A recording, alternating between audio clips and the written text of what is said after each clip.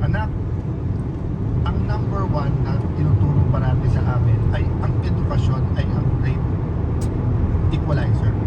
Yung akin ng ama ang isa, anak, lahat ng iiwan ko sa inyo, pwedeng mawala, pwedeng mawaldas, pwedeng nakawin, pero ang edukasyon na nakamtam mo, walang pwedeng magnakaw sa iyo yan. Pero bakit ko sinasabi may peligro? Unang-una po, yung sa problema ng pagkabansot or yung kung sinasabing stunt.